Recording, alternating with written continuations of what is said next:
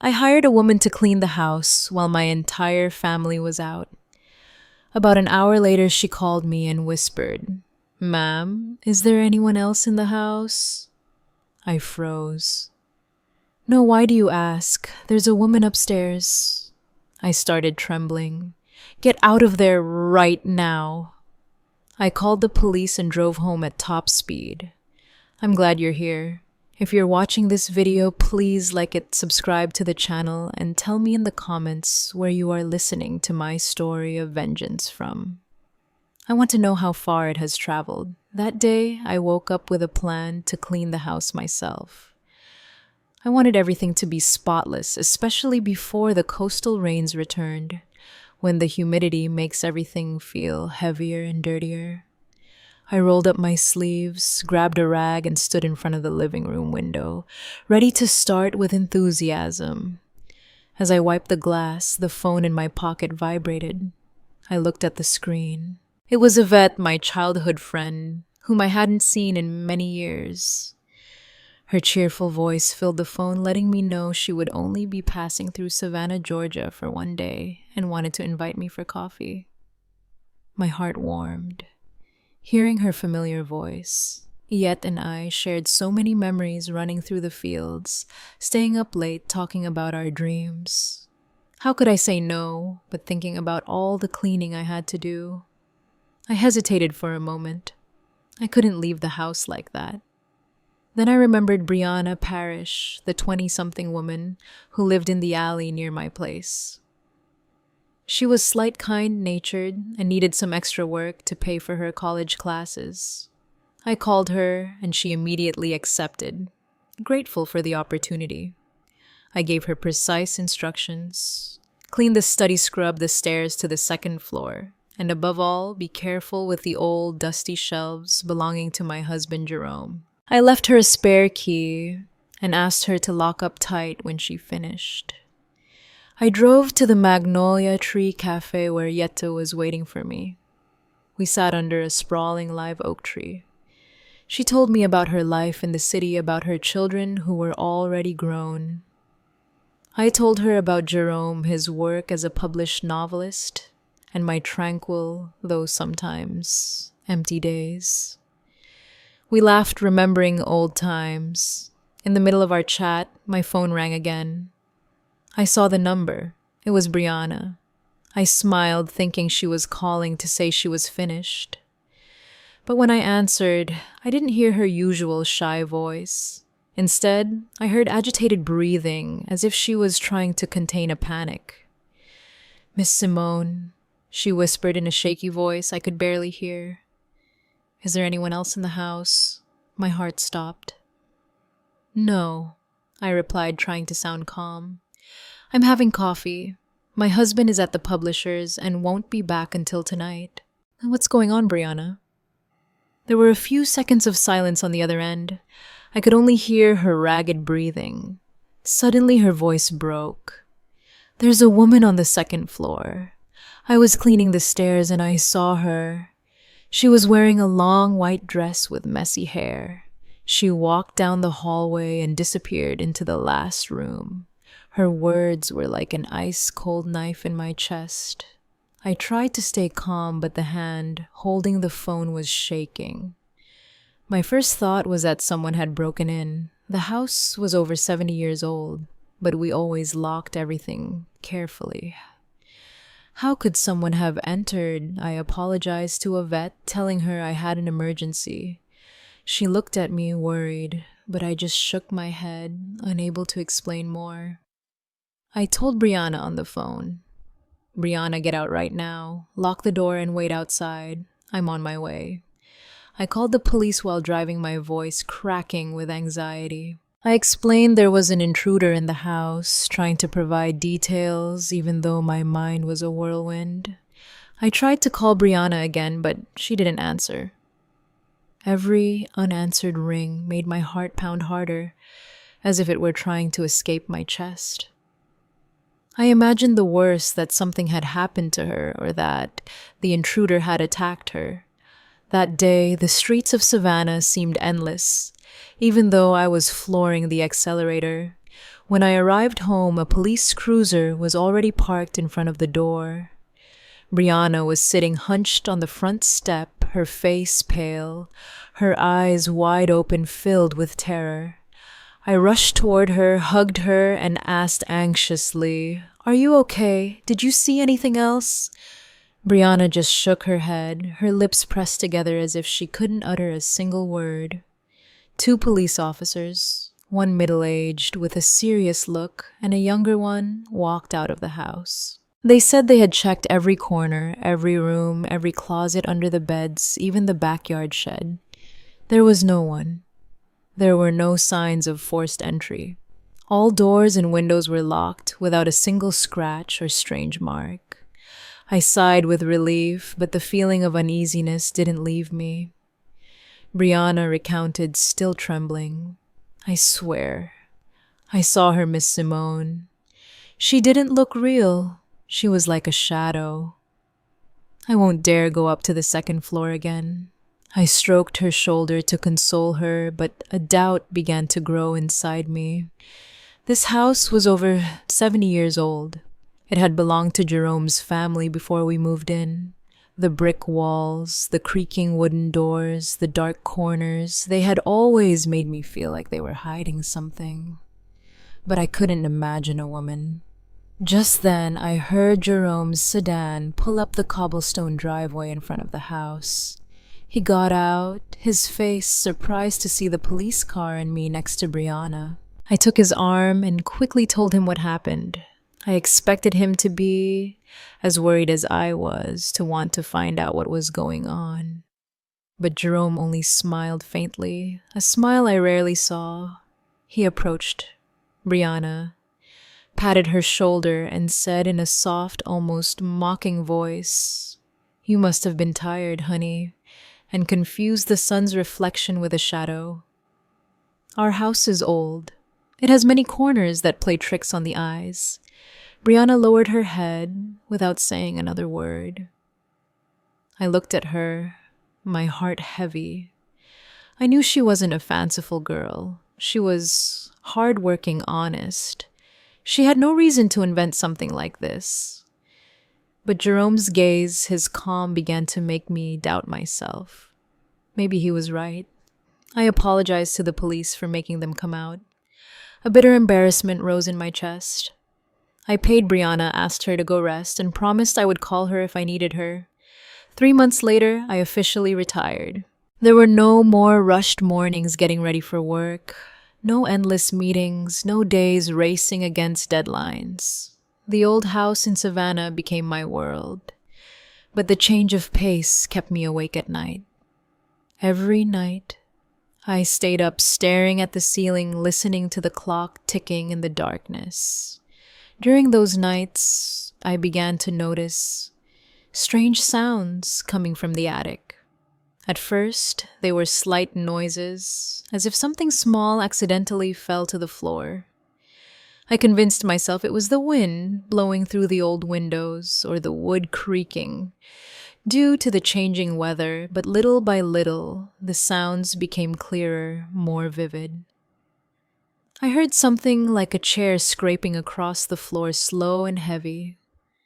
Then light, but constant footsteps, as if someone were walking back and forth. Sometimes, I even heard the rustle of paper, as if someone were silently turning the pages of a book.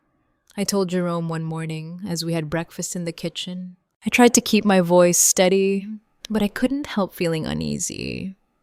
"Honey, I've been hearing noises in the attic lately. It's not the wind. It sounds like someone is up there."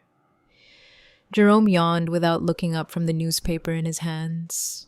He replied distractedly, "It's just rats, Simone. Our attic is old. It's full of stuff. It's mouse paradise. I'll buy some traps tomorrow. Set them, and that's that." The next day, just as he promised, Jerome brought home some large metal traps, the kind that make a loud snap when they close. He placed them at the foot of the ladder leading to the attic, right beneath the old wooden door. "There," he said, dusting off his hands. "Now, you can sleep soundly, my love." Oddly, the noises disappeared completely after that. No more footsteps, no scraping chairs, no rustling paper. I sighed with relief, convincing myself that Jerome was right.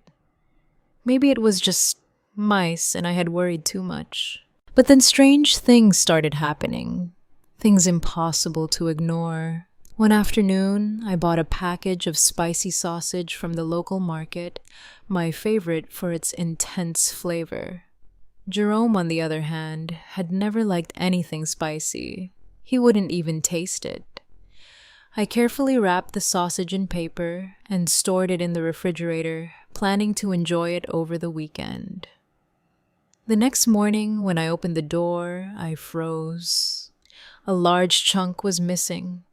The cut was irregular, as if someone had sliced it off in a hurry. I asked Jerome, who was reading the newspaper in the living room, "Did you take some of the sausage from the refrigerator?" He looked up, frowning, as if my question was absurd. I felt like trying something spicy yesterday, so I cut off a little piece," he replied distractedly. "It was good, actually." I stood motionless, unsure what to say. Jerome had never tolerated spicy food. He even complained when I cooked something with too much seasoning. But I didn't want to argue, so I just nodded and walked away. A doubt lodged in my chest. A few days later, the sausage had disappeared entirely.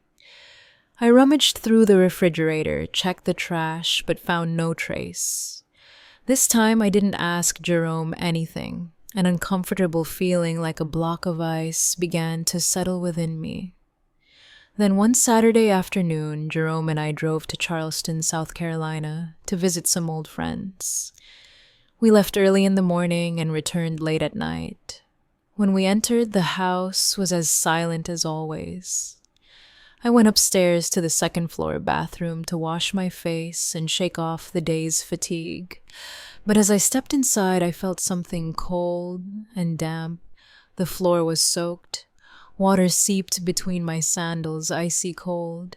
The floor was completely wet, as if someone had just taken a shower.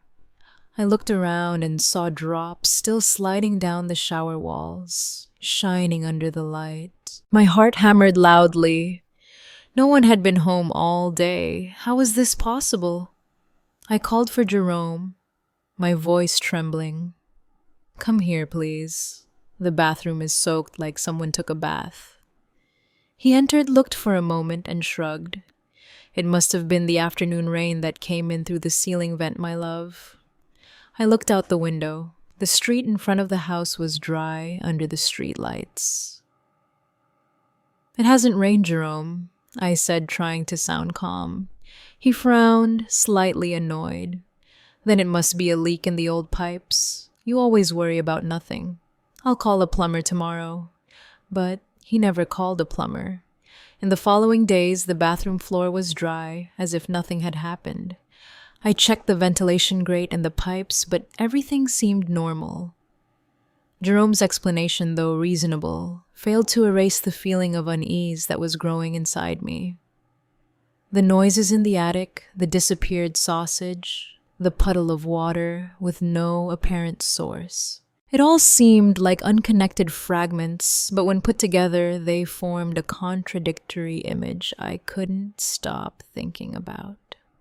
A week later, I decided to clean Jerome's study. It was his pride, a small room on the second floor with dusty oak bookshelves filled with hundreds of books and old documents. I always thought that someday we should donate some of the books we rarely read to the city library so they could reach the hands of those who needed them. That day, I stood in the middle of the room, starting to classify the books on Jerome's desk. There were piles of drafts, notes, and papers stacked chaotically as if he never intended to organize them. When I lifted a heavy stack, my hand shook and all the papers spilled onto the floor. The sound of the paper falling broke the silence in the room and made me jump. I bent down to pick them up, and right at that moment, a small wooden drawer that had been stuck for years sprang open with a dry click. I hesitated for an instant and looked inside the drawer. There, beneath a pile of yellow drafts, was a small hardback notebook with a dark brown leather cover and worn corners. It looked old. It didn't seem to belong to Jerome. He always liked modern, neat things, laptops, pens, and immaculate white sheets. That notebook with the worn leather cover and a loose cord seemed to be from another era. With a mix of curiosity and dread, I took it in my trembling hands and opened the first page. Inside were pages full of handwritten letters. The calligraphy was soft, elegant, clearly a woman's. I flipped through the pages, skimming them. They were story outlines, character descriptions, plot ideas. There was a fragment that spoke of a small town on the side of a mountain where a woman lived alone waiting for someone who would never return. Another mentioned a buried secret with details that made my skin crawl. These ideas, although distinct, had a similar air to the plots of Jerome's most famous novels, the ones that gave him his renown. My heart hammered my throat dry. It couldn't be a coincidence. I know Jerome too well. He hates writing by hand. He always said it was slow and messy, a waste of time. Everything of his, from novel drafts to work notes to shopping lists he did on the computer.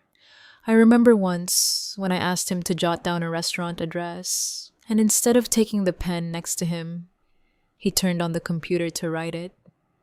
So, whose notebook was this? A secret collaborator's, an admirer's gift. I sat in the chair with the notebook weighing heavily in my hands. Part of me wanted to show it to Jerome as soon as he returned. I wanted to hear his explanation, but I hesitated. I know him too well. Jerome always knows how to make everything sound logical. He would smile. He would say it was a gift from a reader or an old idea from when he tried to write by hand. And I, as many times before, would nod and let everything sink into silence. But not this time. I didn't want to let it go. Carefully, I put the notebook back in the drawer and pushed it all the way to the back as if afraid it would disappear if I didn't keep it hidden. That night, I was sleepless again. Lying in bed, I watched the ceiling and listened to the clock ticking in the dark. Around 200 in the morning, a slight creaking sound came from the hallway. It was a small noise, but in the silence of the night, it was clearly audible like an unsettling whisper. I sat up abruptly, my heart racing out of control. I don't know why, but I immediately thought of the small door leading to the attic, the one Jerome and I almost never opened. I got up carefully without turning on the light, afraid that the brightness would shatter the truth I was about to discover. The faint moonlight entered through the window, just enough for me to see a crack. The attic door was ajar. A cold, damp draft descended, bringing with it the smell of old paper and stale air. I stood motionless, my feet glued to the floor. Fear mixed with curiosity paralyzed me. I went back to the room and gently shook my husband's shoulder. "Jerome, wake up. The attic door is open." Jerome groaned half asleep and got up with an irritated gesture. He put on his slippers and walked in front of me down the hallway without saying a word. But when we arrived, the door was closed, the latch firmly in place as if no one had touched it. I stood there, staring, looking for any sign. A scratch, a crack, nothing. Jerome turned to me with an expression of tiredness and disappointment. "Simone," he said in a grave, exhausted tone, "you've been too tense lately. You aren't sleeping well. That's why you see things that don't exist. Come back to bed now." He walked me back. I lay down but kept my eyes wide open, fixed on the ceiling. For the first time, I began to doubt myself, wondering if I had truly imagined everything. In the following days, since I found the mysterious notebook, I tried to keep everything normal. Although the unease consumed me internally, I began to notice Jerome's every gesture, every look, every word. Lately, he had acquired a new habit that only increased my suspicions. Around 10 at night, when I was already in bed with a book in my hands ready to sleep, he would say he had to continue working in the study. "I need to concentrate a little, Simone," he would usually say in a soft but firm voice. "The manuscript is at a complicated part. You go to sleep first." I would nod, smiling. But every time the study door closed, I felt an invisible distance opening further between us. One night, I woke up thirsty.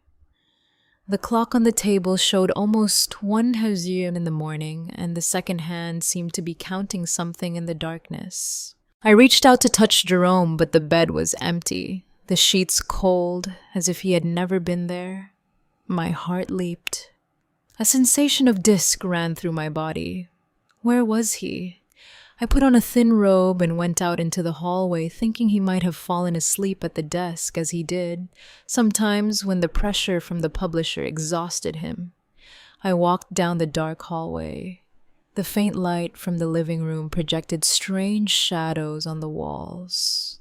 I pushed open the study door, but the room was empty. The computer screen was off the chair, perfectly placed beneath the desk, as if no one had been there. I called out softly, "Jerome." My voice echoed in the silence, but there was no answer. I went down to the kitchen, thinking he might have gone for water, but it was also empty. Only the moonlight entered through the window, making the shadows of the plates on the shelves look like ghosts. I started walking through the house, calling his name, my voice growing shakier. My heart pounded hard, as if sensing that I was about to confront something. As I passed the staircase leading to the second floor, I heard a very soft step, almost imperceptible if I hadn't been paying attention. I looked up, and under the dim hallway light, I saw a silhouette slowly descending.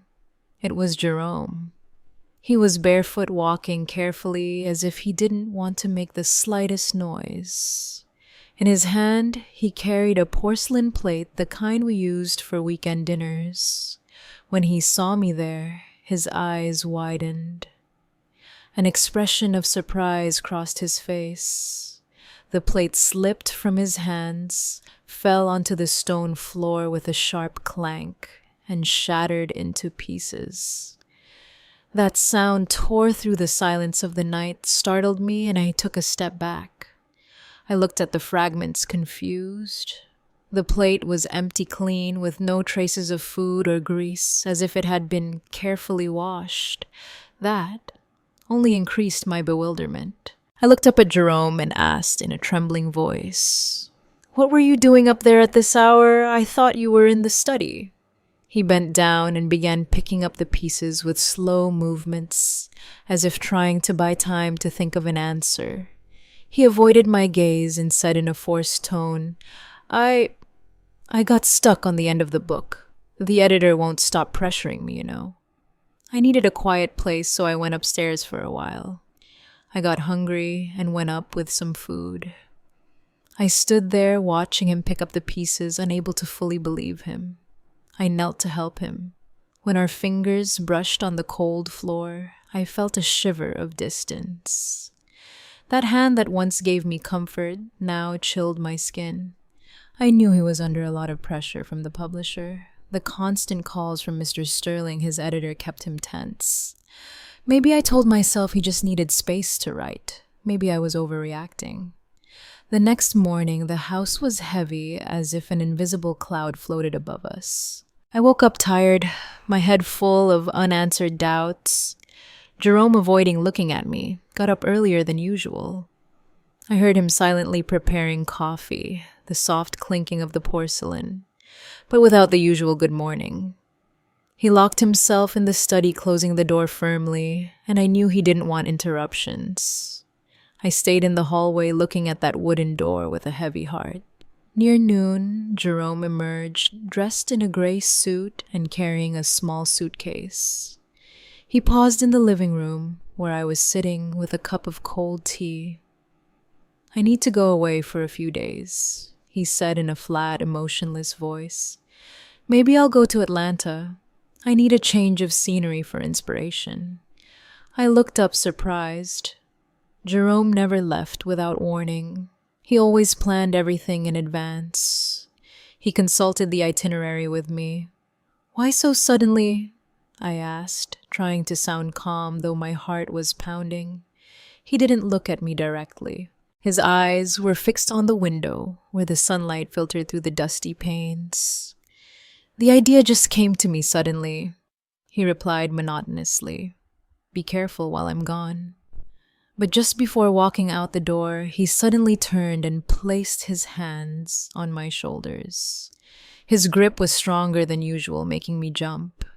"Simone," he said in a low, serious tone while I'm away, "don't let anyone in. Do you hear me? Especially no one from the publishing house. If Mr. Sterling, my editor, comes looking for me, tell him I went on a trip and that you don't know when I'll be back." I nodded, but a feeling of unease grew inside me. His words didn't sound like a simple warning, but an order, an alert. Jerome had been gone for about 2 hours when the doorbell rang. I looked through the peephole and saw Mr. Sterling, Jerome's editor, next to a young assistant. Both looked impatient. I hesitated for a moment, my hand on the doorknob, feeling my chest flutter. Jerome's words echoed in my head, but I couldn't stay here without answering. I took a deep breath, opened the door, and forced a smile. Mr. Sterling didn't wait for me to invite him in. He walked straight into the living room with an annoyed expression. "Miss Whitlock," he said in a harsh voice, "I know Jerome is home. Stop covering for him. We need the manuscript urgently. The deadline was 2 weeks ago." Keeping my composure, I repeated exactly what Jerome had asked me to say. "I'm sorry, Mr. Sterling, but Jerome left this morning to seek inspiration. I don't know when he'll return." Mr. Sterling let out an ironic laugh that chilled my blood. He pointed toward the Hamiltons' house, our neighbors across the street. "Don't lie to me anymore," he said sharply. "Mr. Hamilton told me he sees the attic light on until very late every night. If Jerome is working that hard, he should have the manuscript ready, not hiding like this." The young assistant, a girl with kind eyes, intervened. "Ma'am, we just want to help. If Jerome is going through a writer's block, he should talk to us.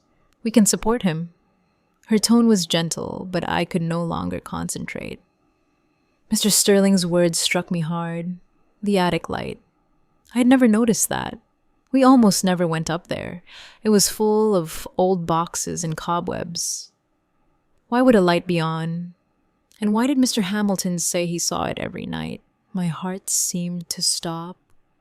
I tried to maintain my composure as I walked them to the door, promising to notify Jerome as soon as I had news.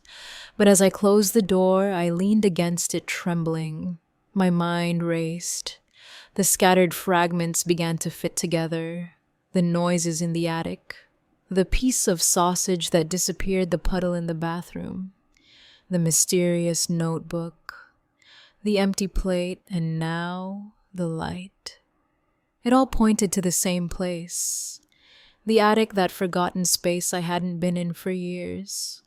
I no longer felt fear. Instead, a cold determination began to grow inside me like a silent flame that pushed me to discover the truth. I went to the backyard shed where a faint light from the street lamp filtered through the crack in the door. The smell of dust and old oil made me cough. I looked for the old folding ladder that we hadn't used since we moved in. It was heavy, covered in dust and cobwebs, as if time had left it behind. I dragged the ladder down the second-floor hallway, each step weighing me down, as if I were carrying all the accumulated suspicions. When I placed it under the hatch leading to the attic, I felt my heart pounding hard, but not from fear. It was an urgency, a certainty that I was about to discover something that would change everything. The metal latch was rusty, so stiff that I had to use all my strength, grit my teeth, and push hard until it gave way. The metal made a sharp click like a final warning. I lifted the hatch door, and a suffocating damp current of air descended, bringing with it the smell of old paper and years of confinement. That smell turned my stomach, but I didn't stop. I turned on my phone's flashlight. The cold white light cut through the darkness. I took a deep breath and climbed up. Each rung creaked beneath my feet as if guiding me toward a world I wasn't prepared for. The attic was larger than I imagined, a dark space full of stacked cardboard boxes, old furniture covered with dusty white sheets and cobwebs hanging like ghostly curtains. The only light came from a small, dirty window, leaving opaque beams on the wooden floor. I swept the flashlight across the entire space. My heart was beating so fast it felt like it would jump out of my chest. In the farthest corner of the attic, there was a small, organized space, like an oasis in the middle of the chaos, a wooden table, a chair with a broken leg, and an oil lamp dimly lit, casting a yellowish, almost dying light. And then I saw her, a woman sitting with her back to me. She was thin, with long, white, tangled hair falling over her shoulders like a forgotten cascade. She wore a yellowed white dress with torn edges. The sound of the pencil scratching the paper was the only thing breaking the silence, like a faint heartbeat of life. I stood paralyzed, my throat closed, unable to utter a word. I stammered, Who is there?" My voice sounded weak, swallowed by the darkness. The pencil stopped. The woman turned her head abruptly. Under the faint lamplight, her gaunt, pale face appeared. Her eyes were sunken tired, but with something familiar that made me tremble. My world collapsed. My legs gave out, and I had to lean against an old trunk not to fall. It was Alana, my sister, the face I hadn't seen in 30 years, only in dreams and blurry photos. Alana, whom the entire family believed lost forever, was there, in the attic of my house, in a state that broke my soul. Around her was a small world of secret existence, a huge stack of handwritten manuscripts, several empty cans, rolling water bottles, a dirty blanket on a thin mattress, and an old bucket for her necessities. Everything was living proof of a life in captivity. Alana looked at me, her dry lips trembling. She tried to speak her voice as if she had forgotten how. Sister Simone. She couldn't say more. She just looked at me with eyes full of tears, as if begging for a forgiveness I didn't yet understand. I no longer heard anything. Hot tears welled up and ran down my cheeks. I walked toward her like a sleepwalker, my legs shaking, my head spinning. Alana, my sister, the one I had cried for until my soul was dry, thinking I had lost her forever. Now she was here, alive like a ghost inside my own home. I took her thin arm. I felt every fragile bone beneath her skin. "Come downstairs to the living room," I said between sobs, my voice broken. "Come down now, Alana." I helped her stand up. A storm of emotions raged inside me. Joy at finding her, pain at seeing her like this, and fear of the questions screaming in my head. Why was she here? Who had done this to her? And Jerome? What did he have to do with it? I guided her down the stairs. Her every step was unsure, as if her legs didn't remember what it was like to leave that dark attic. The light of the house illuminated her face, highlighting her sunken features and narrowed eyes, unaccustomed to the glare. She looked like a creature of the dark, seeing the sun for the first time, and that broke my heart. Alana, my sister, who once shone like the savannah sun, was now nothing more than a fragile shadow. I led her to the living room. I carefully sat her down in the most comfortable armchair, where the soft light of a lamp fell upon her like a caress. I rushed to the kitchen, filled a glass with cold water, and with trembling hands brought it to her. Alana tried to hold it, but her hands shook so much that the water spilled. I knelt down, held the glass, and helped her drink, sip by sip. Tears stung my eyes, but I held them back. I didn't want her to see me weak. She needed me to be strong, at least for now. After a few sips, Alana began to cry. It wasn't a soft cry. It was a silent scream, as if all the years of repressed pain were erupting at once. She collapsed onto my shoulder. Her thin body shook, and I could only hold her tight, feeling every vertebrae through her clothes. I didn't ask her anything. I just stayed there in silence, letting her cry, letting the tears carry away some of the weight she had carried for so long. When Alana finally calmed down, she began to speak, her voice broken barely a whisper. "Sister Simone," she murmured, looking at the floor, unable to meet my eyes. "I never thought I would see you again, especially not like this." I took her hand, squeezing it gently, trying to convey some warmth. "Tell me, Alana," I said, my voice firm yet tender. "What happened? Why are you here?" Then she began to tell me, every word of hers like a stab. She spoke of that fateful night 30 years ago when her life fell apart. Darren Albright, her editor at the publishing house, had summoned her to his apartment to discuss work. Alana, naive and young, believed him, but when she arrived, Darren was drunk. His gaze was no longer that of a boss, but of a predator. He tried to force himself on her, his voice loaded with menace. Alana defended herself with all her strength. She pushed him, but he didn't stop. In the midst of the struggle, she panicked, grabbed a small marble statue, and hit him in the head. "Sister, I just wanted him to stop," she said, her voice choked. "I didn't mean I didn't want that to happen, but the blow was too strong." Darren fell to the floor, hitting his head against the coffee table, and lay motionless, showing no signs of life. Alana recounted that she was paralyzed, not knowing what to do, her mind blank with fear. Just then Jerome appeared.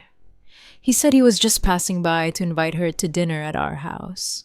But upon entering, he witnessed the entire terrifying scene. "I wanted to call the police, sister," Alana said, her eyes red. "I wanted to turn myself in, do the right thing, but Jerome wouldn't let me."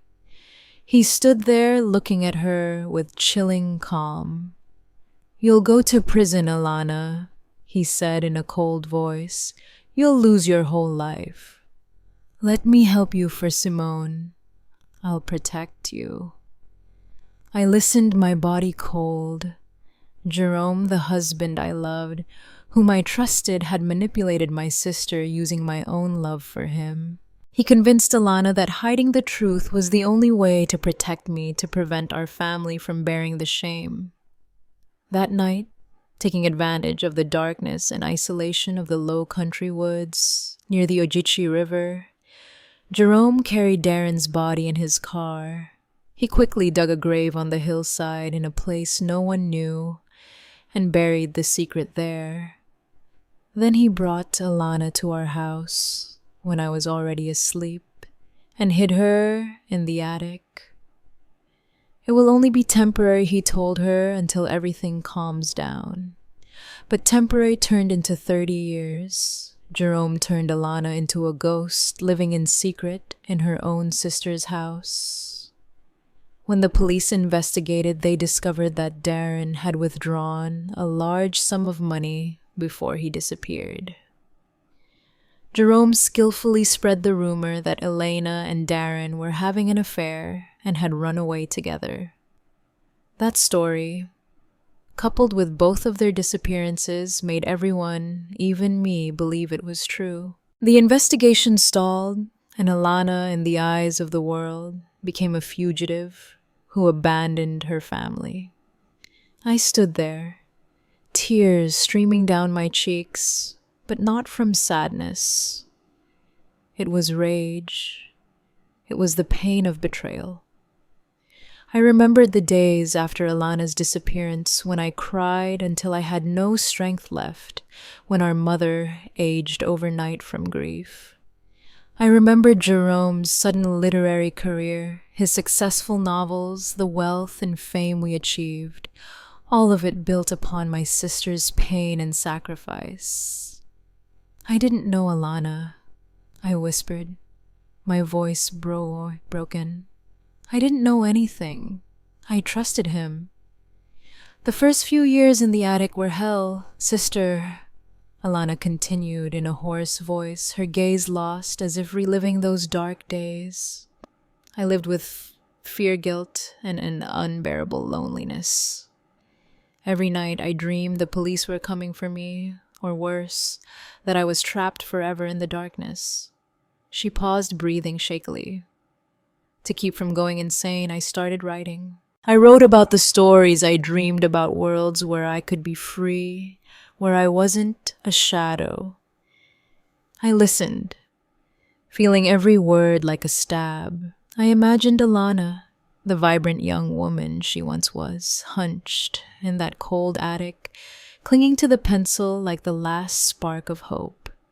And one day she continued. Jerome found my writings. I thought he would encourage me, tell me to save them for myself. But no, sister. His eyes shone as if he had discovered a treasure. He said, Alana, you have talent. Write for me. I will be your voice to the world. I was paralyzed. My head was spinning. I remembered that time when Jerome suddenly announced he was quitting his accounting job at the newspaper to pursue his passion for writing. Friends and family were surprised because he had never shown interest in literature before. I felt proud of him, thinking he had found a creative spark I never imagined. But now, the truth was like a slap in the face. Jerome wasn't a writer. He was a thief who had stolen Alana's talent, turning her into a ghostwriter. A ghost in the most literal sense, locked inside my own house. Alana continued, her voice trembling, but filled with bitterness. Many times I wanted to stop, turn myself into the police. I couldn't bear the guilt, the feeling of living a life that wasn't mine. But every time I said it, Jerome threatened me. He said that if I turned myself in, you would be the one to suffer the most. He said you couldn't withstand the blow of knowing your sister had committed a crime and that your husband was her accomplice. He said you would lose everything, your family, your reputation, everything you love. I bit my lip. Tears rolled down my cheeks. Alana's words tore at my heart. Jerome had used my love, and Alana's love for me, to manipulate her, to keep her in the dark. I covered my face, trying to contain the sobs. Forgive me, Alana. I whispered, my voice broken. I didn't know. I never imagined that. But Alana shook her head. She took my hands, and her thin fingers squeezed them hard, as if trying to pull me out of the pain. Don't apologize, sister, she said. I let him manipulate me too. I was afraid. I believed that doing what he said was the only way to protect you. She recounted that living like that in secret had become increasingly difficult, especially since I retired and spent more time at home. Before, because I left early and came back late and went to sleep right after dinner to have energy the next day. I never noticed. That's why I had to shower quickly when you two were out. she said, looking down. That's why I had to steal food from the refrigerator at night. I tried not to leave traces, but sometimes I was clumsy, like the puddle of water in the bathroom, or the piece of sausage you bought. Suddenly I remembered all those strange details, signals that I had chosen to ignore. Now, everything made sense, but it was a sense too painful to accept. I thought about Jerome's novels that I had read and admired. I had always wondered why the setting seemed so old, so nostalgic, as if time had stopped decades ago. The characters didn't use cell phones. The internet didn't exist. They wrote letters. They waited in vain like lost souls. Now I understood. It wasn't a literary style. It was because Alana's world had truly stopped 30 years ago. She was trapped in the past. She could only write about what she knew. Those stories of two people who never managed to find each other were a reflection of her own tragedy, a life separated from the outside world. Alana took my hands, her eyes filled with tears. "Sister Simone," she said with a trembling but firm voice, "I can't live like this anymore. I have paid for my mistake for 30 years in this prison. Now I want to face real justice. I want to turn myself in." Her words were like a final stab, cutting the last threads of hope I had left. I had lost her once, when I thought she had run far away. I didn't want to lose her again, but looking into her eyes, I knew it was what she needed. Liberation, the truth, no matter how painful.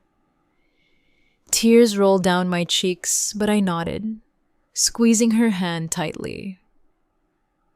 "Okay, Alana," I said, my voice catching. "I'll take you to the police station. We will face everything together."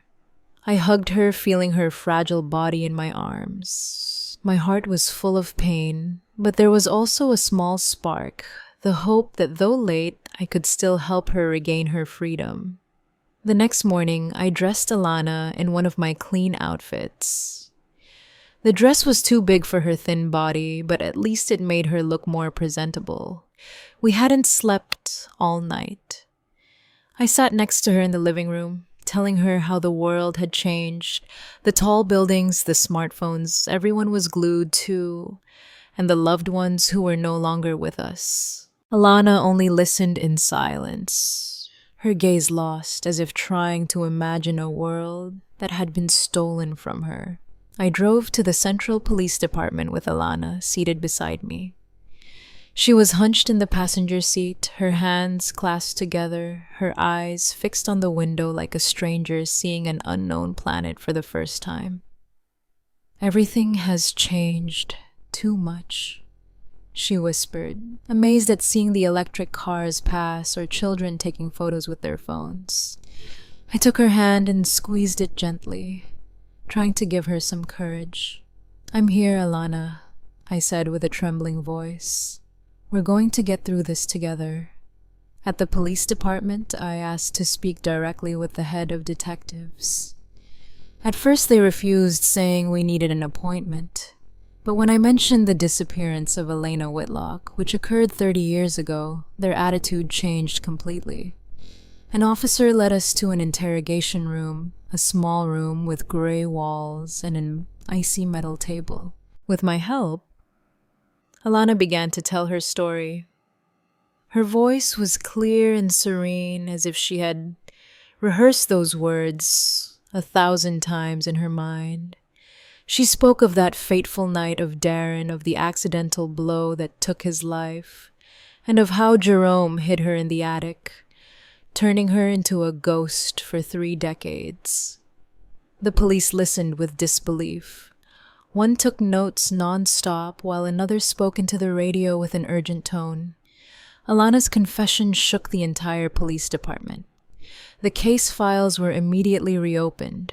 An investigative team was sent to my house to search the attic and collect evidence of Alana's hidden life.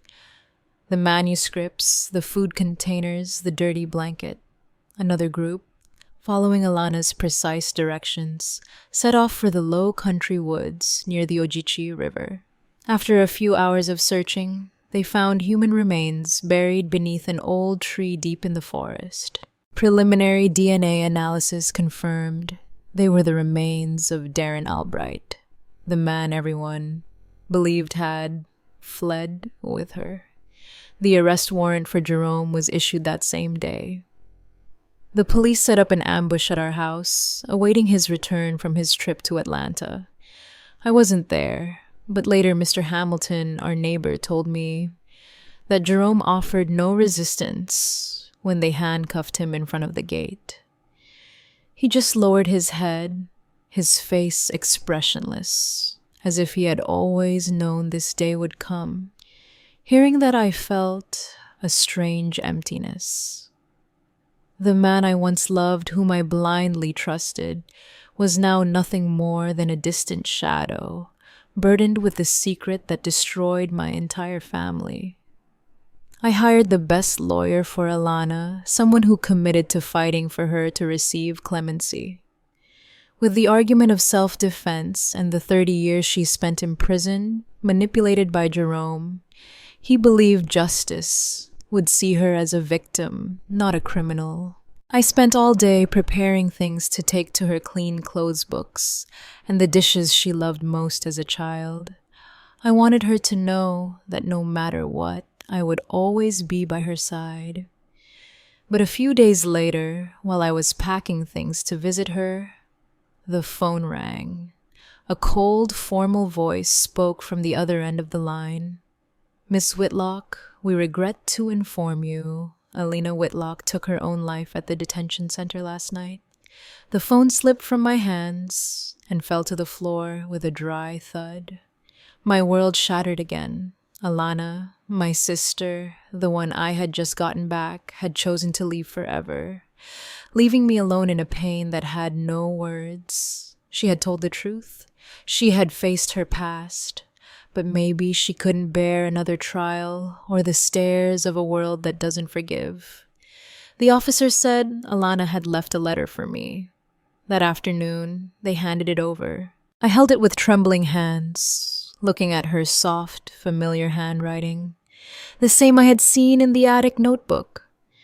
But now, it was clumsy and unstable, as if she had used her last ounce of strength to write it. I opened the letter and tears flowed before I read the first line.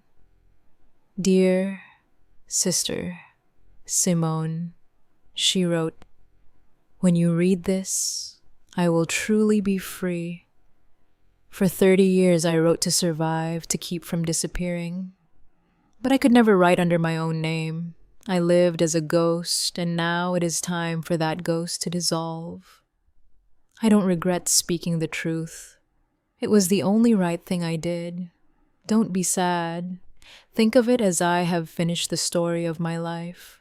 The final manuscript is still in the attic, inside a wooden box under the table. It is the only work I wrote about myself.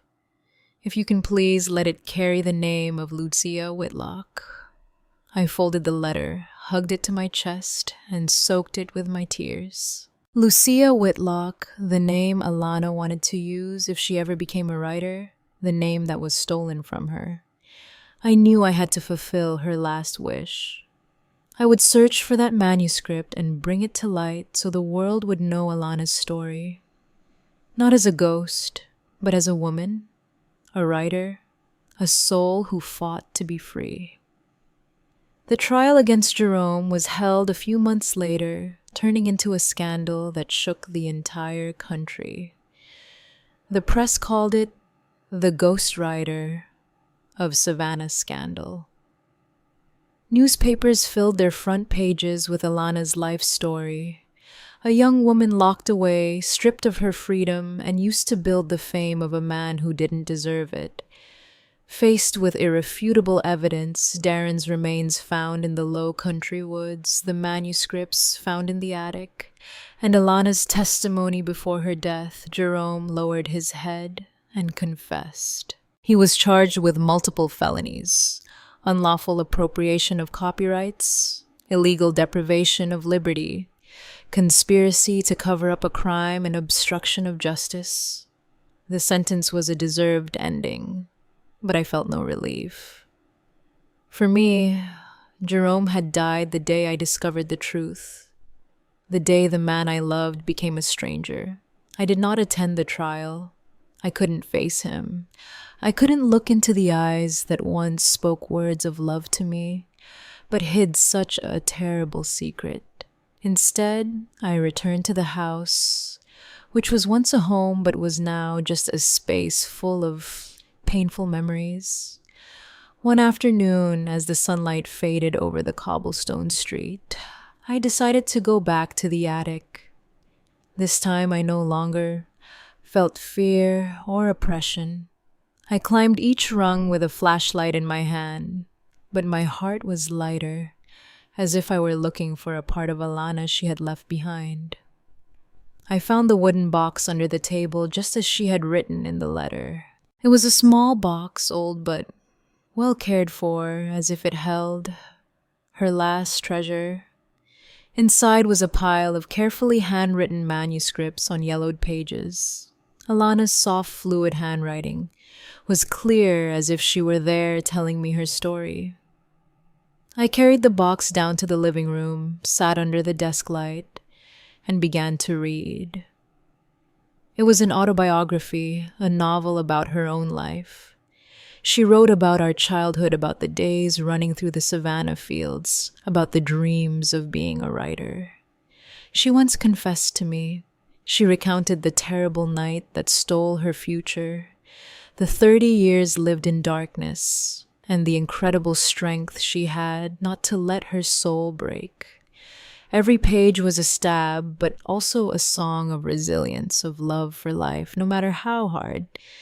I spent weeks editing the manuscript, reviewing every line carefully as if touching Alana's soul.